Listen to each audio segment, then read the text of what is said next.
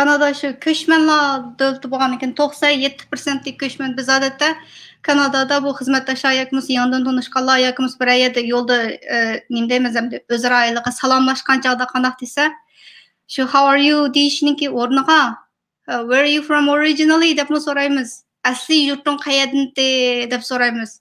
Şonasqa Kanadadaki discrimination en az başka Avrupalılara ve başka devletlere qaragан çağda mundaq sirtdan kelganlar yabancılar deymizmi?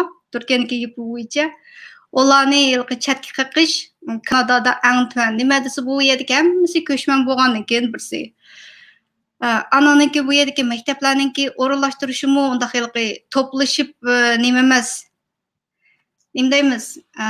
Bizniki Uyg'ur jamoatining ichida Uyg'ur mahallasi qurish, bir yerda yashash deb boshlaymiz hamda o'zimizniki hozirgi yo'qolib ketish kimligini saqlashda hamda uninki o'rinliq taraflari bor. Lekin Kanadaga nisbatan aytgan chog'da qanday deysanglar, undaq bir mahallasi qurish, masalan, bütün bir Somaliyaliklar bir yerga kelib yoki bir mahalla qurish degan bu yerda undaq emas. Odatda shu maktablarda sinflarning ichidami bolalarni o'rlashtirgan chog'da bir sinfning ichiga hamma yerdan aralash o'rlashtirdi.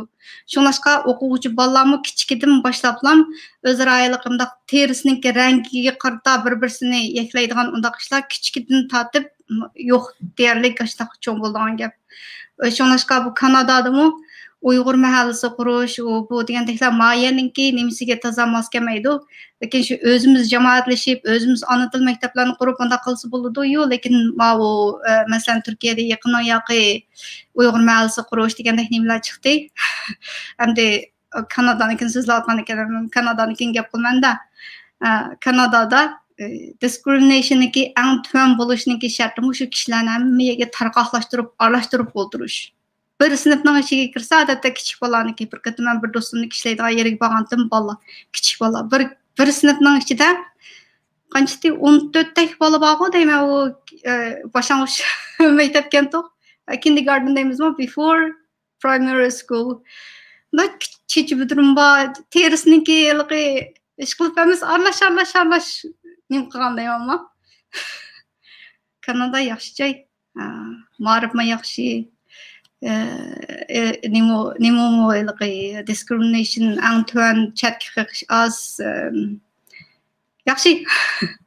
Shunlashqa har yili to'xtamay ko'chman qabul qiladi mana hozir bu shtabda bu virus sababli bir mazgil chegaralarni taqib etgandan keyin bu ko'chman qabul qilish siyosatiga bu jiq ta'sir qildi. Ashaq bo'lg'ashqa hatto Kanadaning ichida turib panohlik iltimos qilganlarga yangi siyosat chiqib, ashlarni bir amal qilib ep qilishninki maqsadida mushuna